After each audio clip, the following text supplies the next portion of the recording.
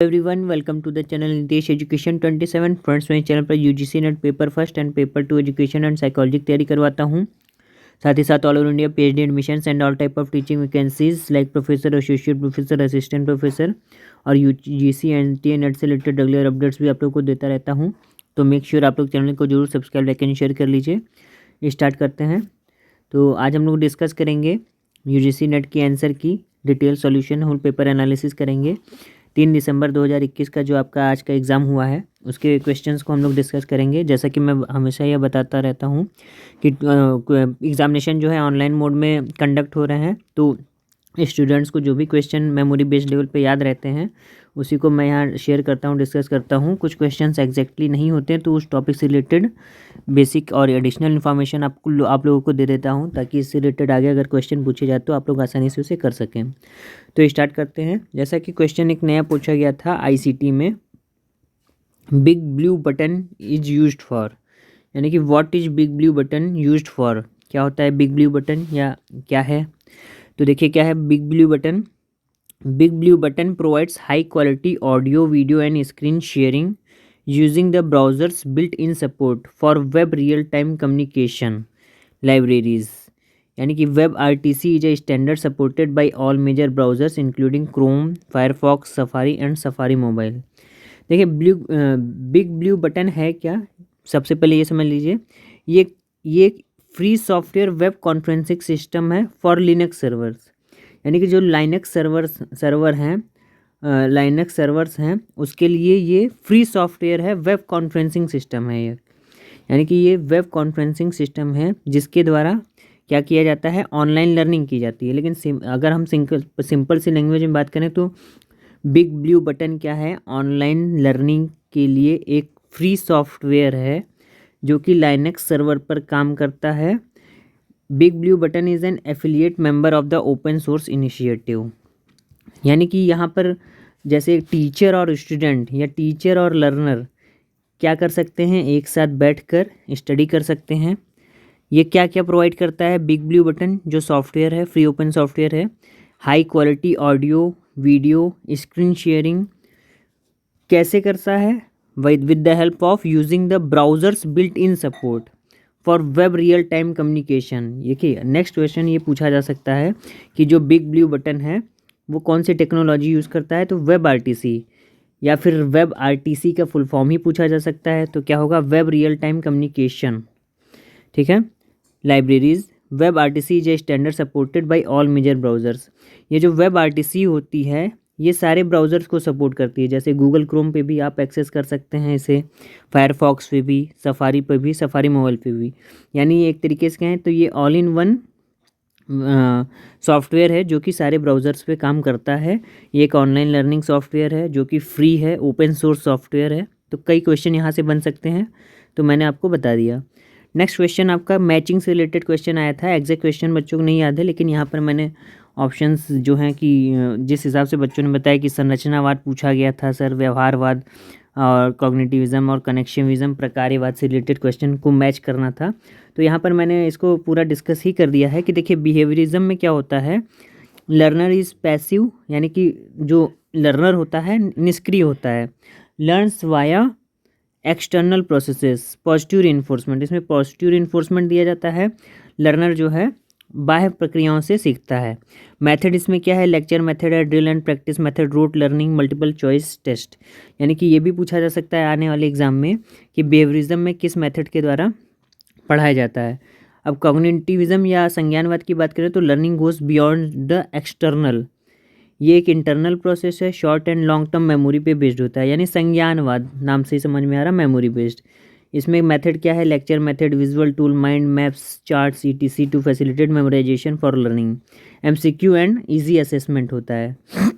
माफ़ कीजिएगा। कनेक्टिविज्म या संबंधवाद का सिद्धांत, जैसा कि थॉर्नडाइक का सिद्धांत जो है संबंधवाद का सिद्धांत है। तो इसमें क्या है, learner is self directed learning via notes content source people groups with in network. Method क्या है, self directed question for content, sharing of content sources, spontaneous learning, यानी कि इसमें स्वतः अधिगम ग्रुप्स होते हैं। क्रिएट्स नॉलेज कोलेबरेटिवली, यानी सहयोग के माध्यम से यहाँ पर ज्ञान का अर्जन किया जाता है। संरचनावाद क्या है, ये एक ऐसा वाद है जिसमें बच्चे ज्ञान की संरचना स्वयं करते हैं। ज्या प्याजे इसके बहुत बड़े प्रबल समर्थक हैं। वाइगॉत्स्की, ज्या प्याजे ये प्रबल समर्थक हैं कंस्ट्रक्टिविज्म के। वाइगॉत्स्की को तो फादर ऑफ कंस्ट्रक्टिविज्म भी कहा जाता है।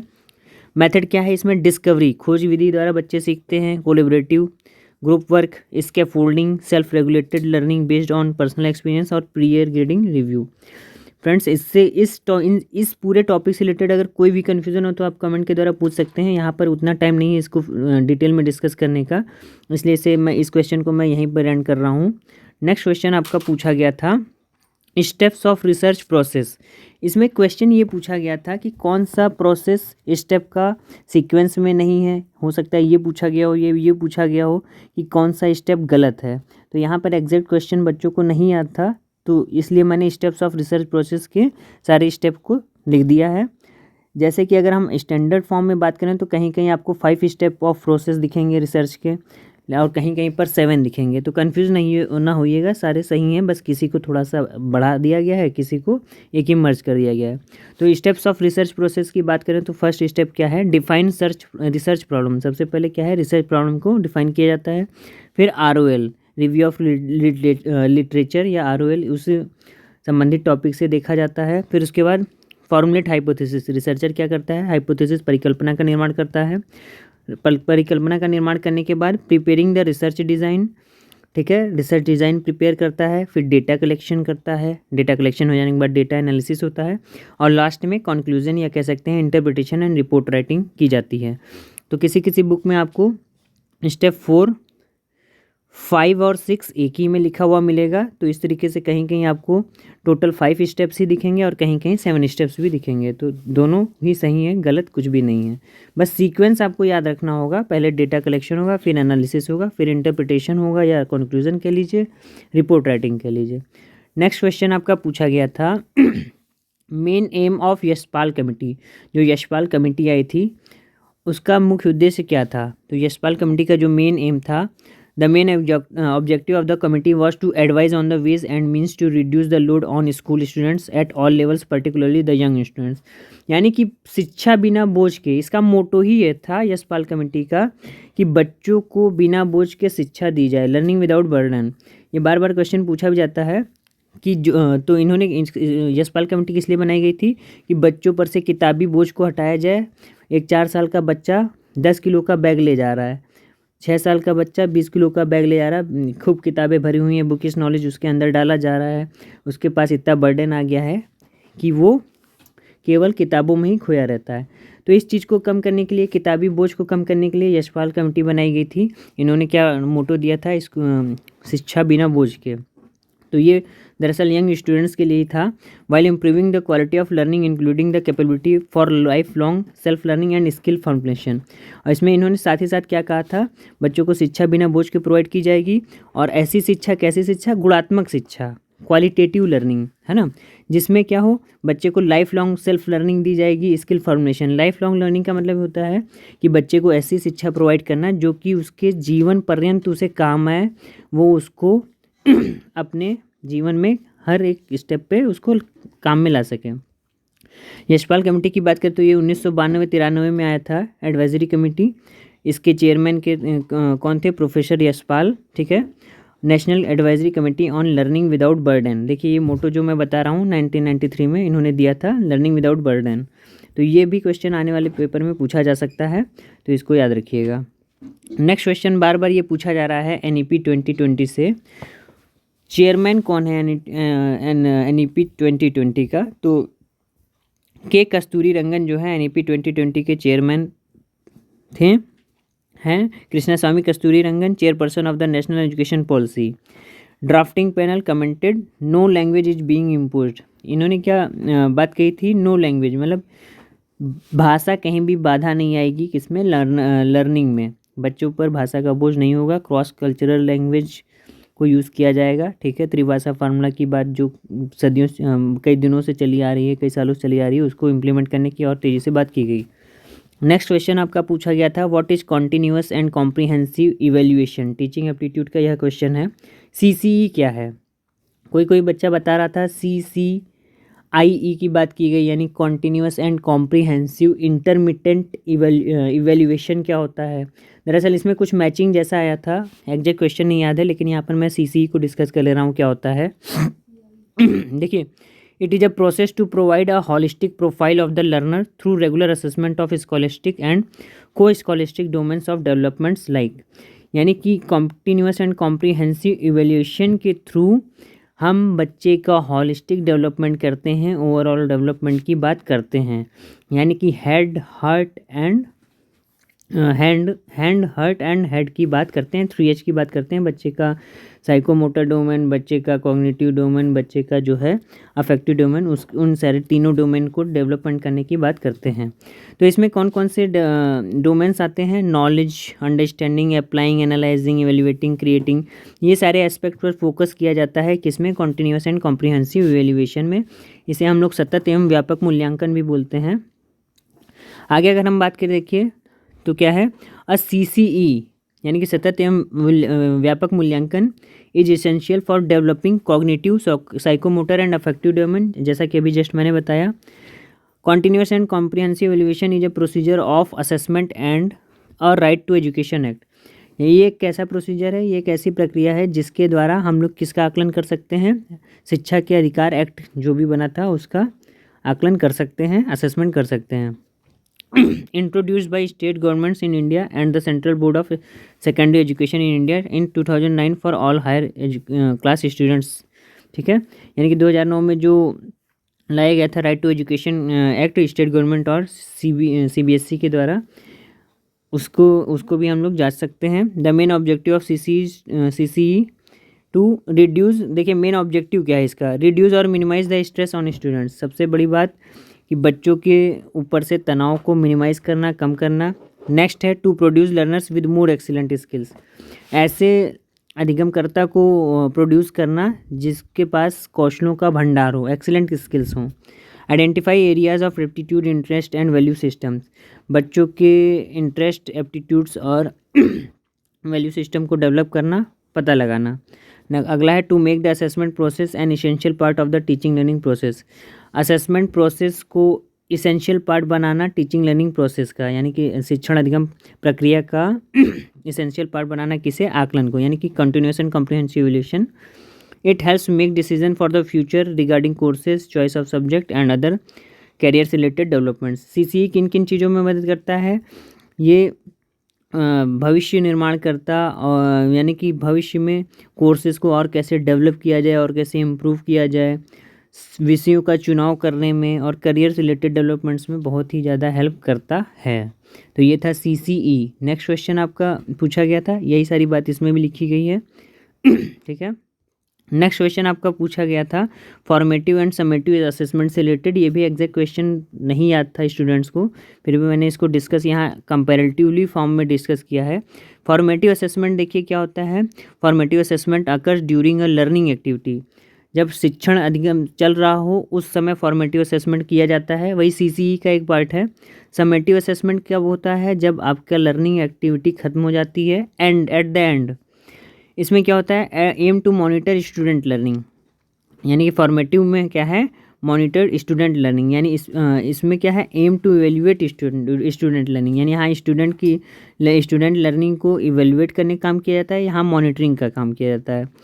इसमें क्या होता है, प्रोवाइड स्टूडेंट्स विद फीडबैक, इसमें क्या है, यील्ड अ स्पेसिफिक स्कोर और रिजल्ट में occur several times during a course unit, यानी कि कई बार होता है, जैसे आपका यूनिट टेस्ट होता है हर महीने, हर हफ्ते, तो ये एक एग्जांपल है फॉर्मेटिव असेसमेंट का।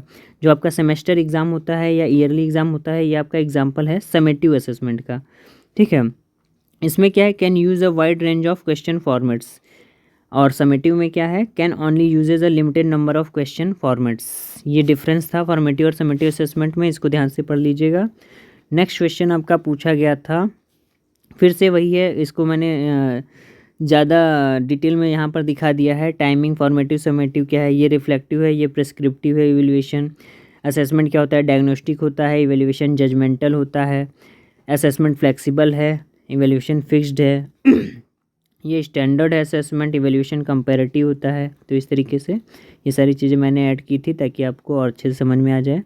नेक्स्ट क्वेश्चन बार बार पूछा जा रहा है ईवीएस से, क्योटो प्रोटोकॉल से पूछा जा रहा है, एसडीजी से पूछा जा रहा है। तो देखिए क्योटो प्रोटोकॉल से पूछा गया था क्वेश्चन। तो क्योटो प्रोटोकॉल आखिर है क्या, इसको यहाँ समझ लेते हैं। The Kyoto protocol is an international treaty to reduce the emission of 6 green house gases, यानी कि 6 ग्रीन हाउस गैसेज जो हैं उनको रिड्यूस करने के लिए एक सम्मेलन हुआ था जिसे हम लोग क्योटो प्रोटोकॉल कहते हैं। But only 192 countries are party to the protocol. इसमें 192 कंट्रीज़ पार्टी बनी थी केवल, लेकिन only 38 had binding targets for the first period 2008 to 12, यानी केवल 38 कंट्रीज़ ने टारगेट को 2008 से 12 के फर्स्ट फेज़ में बाइंड करने की बात की थी।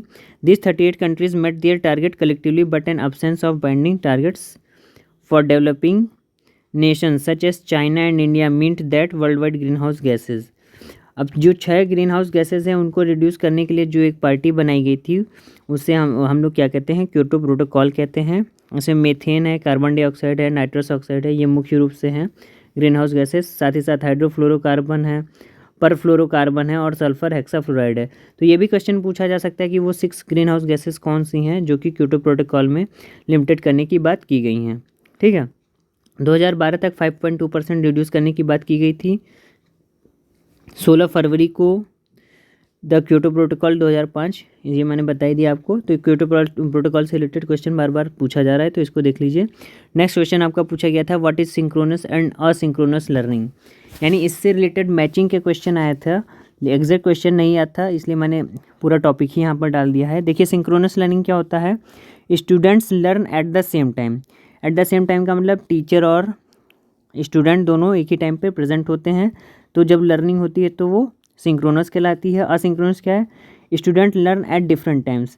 मान लीजिए टीचर अवेलेबल है, स्टूडेंट अवेलेबल नहीं है, या फिर स्टूडेंट अवेलेबल है, टीचर अवेलेबल नहीं है, तो उस केस में क्या है कि डिफरेंट टाइम्स में स्टूडेंट लर्न कर सकता है, ज़रूरी नहीं कि दोनों लोग लाइव हों। जैसे communication happens in real time, synchronous में क्या होता है, ऑनलाइन टीचिंग होती है, लाइव टीचिंग होती है। लेकिन असिंक्रोनस में क्या है, लाइव टीचिंग नहीं होती। Possibly more engaging and effective, synchronous learning ज़्यादा इफेक्टिव और इंगेजिंग होता है। क्यों? क्योंकि ये रियल टाइम में अकर होता है, लेकिन ये कन्वीनियंट और फ्लेक्सिबल है। Allow us for instant feedback and classification, इसका फ़ायदा क्या है, इंस्टेंट फीडबैक और क्लासिफिकेशन हो जाता है, लेकिन असिंक्रोनस में ऐसा नहीं होता है।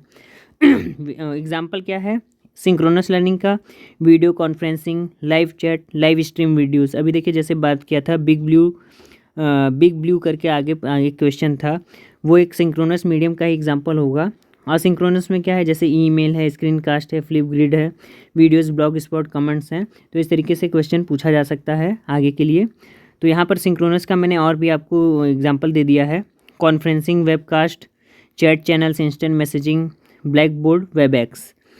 और असिंक्रोनस में बात करें, pre recorded multimedia, email, electronic document, discussion boards, blogs, virtual library, social network, etc. Next question आपका पूछा गया था नेशनल करिकुलम फ्रेमवर्क से, फिर से कि कब आया था, क्या गाइडलाइन थी पास्ट। तो देखिए क्या होता है, एनसीएफ है क्या, तो नेशनल करिकुलम फ्रेमवर्क क्या है, ये एक ऐसी नेशनल करिकुलम फ्रेमवर्क क्या है, ये स्कूलों की सिलेबी और writing of text book and give and guidelines on teaching practice, यानी कि बच्चों का सिलेबस कैसा हो, स्कूल का पाठ्यक्रम कैसा हो, क्लास 1 से लेकर 12 तक, इसको कौन डिसाइड करता है, नेशनल करिकुलम फ्रेमवर्क ने जो है अपने उद्देश्य दिए हैं उसके हिसाब से बनाने की बात इसमें की है। तो नेशनल करिकुलम फ्रेमवर्क नाम से ही समझ में आ रहा है कि करिकुलम को डिज़ाइन करने के लिए जो बॉडी बनी है उसे एनसीएफ कहा गया है। पास्ट गाइडलाइन की बात करें तो 1975 में सबसे पहले इंट्रोड्यूस किया गया था, जिसमें ये कहा गया था general science as a compulsory subject. ठीक है, activity based integrated science recommended up to class 9, यानी साइंस सब्जेक्ट पर जोर दिया गया था। 1988 में जब दोबारा रिवाइज हुआ तो science curriculum should be learner centred, फिर से बात की गई कि साइंस का जो भी करिकुलम हो लर्नर सेंटर हो, develop well defined abilities, cognitive, affective and psychomotor domain base होना चाहिए। फिर 2000 में आया तो teaching of science and tech it in upper primary and secondary part, ये सारी बात की गई कि अपर प्राइमरी में साइंस को पढ़ाया जाए। 2005 में फिर से आया तो क्या है, focus on learning without burden. देखिए अभी प्रोफेसर यशपाल वाला जो क्वेश्चन आया था यही पूछा गया था, तो वो एनसीएफ के जो चेयरमैन थे प्रोफेसर यशपाल जी ही हैं, उन्हें ही बनाया गया था, उन्होंने ये बात कही थी। तो 2005 में जब एनसीएफ आया तो focus on learning without burden. Main M इसका ये था, शिक्षा बिना बोझ के प्रोवाइड की जाए, सिलेबस को रिड्यूस किया जाए और एज अप्रोप्रिएट कॉन्सेप्ट को डाला जाए बच्चों के सिलेबस में, ठीक है। तो ये नेशनल करिकुलम फ्रेमवर्क के जो मेन एम है 5 की गोल्स थे, ये मैंने आपको यहाँ पर दे दिया है, क्योंकि हो सकता है आगे के क्वेश्चन पेपर में पूछा जाए। तो सबसे पहला क्या था, development of academic, emotional and physical and emotional aspects, इसको डेवलप करना। दूसरा है help student develop intellectual quotient by providing them opportunity, बच्चों के बौद्धिक विकास पर ध्यान देना। अगला है to create a curriculum that promotes quality teaching learning process, यानी ऐसा पाठ्यक्रम तैयार करना जो कि क्वालिटेटिव टीचिंग लर्निंग प्रोसेस को प्रमोट करे।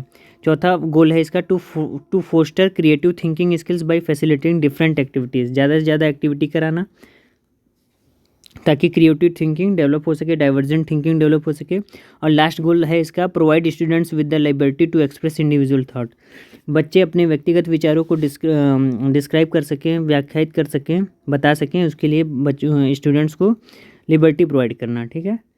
नेक्स्ट क्वेश्चन आपका जो पूछा गया था, एग्जैक्ट क्वेश्चन तो नहीं याद है, लेकिन क्रोनोलॉजिकल और यहाँ पर कमिटीज़ की क्रोनोलॉजिकल ऑर्डर पूछी गई थी। तो मैंने क्या है आपकी स्क्रीन पर देखिए दिख रहा होगा, सारी कमिटीज़ को ईयर वाइज दिखा रखा है, तो आप यहाँ से जो है देख सकते हैं और आगे के पेपर के लिए तैयार कर सकते हैं। जैसे बीजी खेर कमेटी आई थी 1939 में, रिकमेंडेशन क्या थी, method of financing education. Commissions on university education post independence में क्या था, देखिए आया था आपका कोठारी कमीशन 1964 से 66 में, फिर नेशनल पॉलिसी ऑन एजुकेशन 1968, फिर study group for resource mobilization in education 70 में, फिर NPE 1986 में आया, फिर जस्टिस पुनिया कमेटी रिपोर्ट 1992 और 93 में, ये रिकमेंडेशन भी यहाँ साथ में दी हुई है। Conference for education for all review of resource education, फिर स्वामीनाथन कमेटी 1904 में आई, फिर CABE कमेटी रिपोर्ट 2005 में, फिर नेशनल नॉलेज कमीशन 2006 में। इसी तरीके से यहाँ पर भी देखिए है द एजुकेशन कमीशन, यानी कि एजुकेशन कमीशन को हंटर आयोग भी बोलते हैं, 1882 में आया, फिर यूनिवर्सिटी कमीशन 1902 में, फिर एजुकेशन पॉलिसी 1913, फिर कलकत्ता यूनिवर्सिटी कमीशन जिसे सेडलर आयोग भी बोलते हैं 1970 में आया, Hartog committee 1929, Sapru committee 34, Abbott Wood report 36, Zakir Hussain committee 37, Sargent report 1950 माफ़ी जी 44, फिर राधा कृष्णन आयोग आया 48 में, फिर सेकेंडरी एजुकेशन आयोग 52, मुदालियर आयोग भी इसे बोलते हैं हम लोग, फिर national committee of women education 1958, Durgabai Deshmukh committee भी बोलते हैं, कोठारी कमीशन बता ही दिया, यशपाल कमेटी अभी डिस्कस ही किया है, नॉलेज कमीशन बता दिया, S मुथुकुमारन कमेटी 2007। तो ये टाइमलाइन है पूरी, इसको आप अच्छे से देख लीजिएगा क्योंकि बार बार इससे क्वेश्चन पूछा जा रहा है और 2 से 3 क्वेश्चंस पूछे जा रहे हैं, तो इसलिए अच्छे से मैंने इसको डाल दिया है, आपकी स्क्रीन पर दिख भी रहा होगा, आराम से इसको देख कर पढ़ लीजिएगा। नेक्स्ट क्वेश्चन आपका पूछा गया था, number of disabilities in RPWD act 2016। RPWD act 2016 में अब टोटल कितनी डिसेबिलिटीज़ हो गई हैं, तो टोटल डिसेबिलिटीज़ हो गई हैं 21, और सबसे पहले पर्सन विद डिसेबिलिटी एक्ट जो कि 1995 में आया था, उसमें केवल और केवल 7 डिसेबिलिटीज़ थी। अब 7 से बढ़कर कितनी हो गई हैं, 21 हो गई हैं, ठीक है। ये सारी डिसेबिलिटीज़ हैं, blindness, low vision, leprosy cured, locomotor disability, dwarfism. तो यहाँ पर इस आपकी स्क्रीन पर दिख रहा है, इसका PDF भी मेरे टेलीग्राम ग्रुप नितेश एजुकेशन 27 पर पड़ा हुआ है, आप वहाँ से डाउनलोड कर सकते हैं और पूरी डिटेल में इसको पढ़ सकते हैं। नेक्स्ट क्वेश्चन आपका पूछा गया था मैचिंग के लिए, एग्जैक्ट क्वेश्चन तो नहीं याद है, लेकिन यहाँ पर ये था इंटेलिजेंस थ्योरीज दे रखी थी और उसको मैच करना था कि साइकोलॉजिस्ट ने कौन सी थ्योरी दी है। तो जहाँ तक बच्चे बता रहे थे स्टर्नबर्ग की थ्योरी पूछी गई थी, तो ट्राई यहाँ पर मैंने आप एक साथ दे दी है। चार्ल्स स्पियरमैन की थ्योरी क्या है, जनरल इंटेलिजेंस थ्योरी कही जाती है। लुइस एल थर्स्टन की थ्योरी है प्राइमरी मेंटल एबिलिटीज़, गिलफोर्ड की स्ट्रक्चर ऑफ इंटेलिजेंस है, गार्डनर की मल्टीपल कंपोनेंट थ्योरी है, और रॉबर्ट स्टर्नबर्ग की है टारकिक थ्योरी ऑफ इंटेलिजेंस। तो इस तरीके से कई थ्योरियाँ हैं, इसका भी PDF पड़ा हुआ है मेरे टेलीग्राम ग्रुप पे, तो वहाँ से आप लोग डाउनलोड कर सकते हैं। अब बाकी अगर हम बात करें SDG से रिलेटेड क्वेश्चंस पूछा गया था, SDG MDG मैंने आपको बता दिया है, मोस्ट इंपॉर्टेंट है, साथ ही साथ पेरिस एग्रीमेंट है, ये सारी चीज़ें पढ़ते रहिए, NEP पढ़ते रहिए। और स्टूडेंट्स बता रहे थे कि ब्लड रिलेशन से क्वेश्चन पूछा गया था। अब ब्लड रिलेशन से क्वेश्चन कुछ ऐसा था कि एग्जैक्ट क्वेश्चन नहीं याद है, लेकिन मैं डिस्कस कर ले रहा हूँ कि रवि एक फ़ोटो की ओर इशारा करते हुए कहता है कि इसकी माता मेरे पिता के पुत्र की पत्नी है और रवि के न कोई भाई है न बहन है, तो रवि का उस फोटो वाले इंसान से क्या संबंध होगा। तो अगर किसी को एग्जैक्ट क्वेश्चन याद है तो कमेंट में ज़रूर बताइएगा। बाकी मुझे जैसे सुनने में आया मैंने आपको आपके सामने बता दिया है। बाकी DI जो थी, DI डेटा इंटरप्रिटेशन आयात निर्यात पर बेस्ड आया था मंथली वाइज, उसको बताना था। रीडिंग कॉम्प्रिहेंशन ईजी था। CI एंड SI से रिलेटेड क्वेश्चंस आए थे। कम्युनिकेशन से रिलेटेड क्वेश्चन आया था। तो ये सारे क्वेश्चंस पूछे गए थे। तो इसको आप लोग अच्छे से पढ़ते रहिए नेक्स्ट एग्ज़ाम के लिए। और साथ ही साथ यहाँ मेरी सारी प्लेलिस्ट पड़ी हुई है, यहाँ पर सारे कंटेंट पड़े हुए हैं A to Z, UGC net paper first से लेकर प्रीवियस ईयर क्वेश्चन पेपर तक। तो ज़रूर एक बार विजिट करिए, आपको कंटेंट अच्छे लगेंगे। आशा करता हूँ आज का वीडियो अच्छा लगा होगा। मिलते हैं नेक्स्ट वीडियो में। Thank you so much. आपका दिन शुभ हो।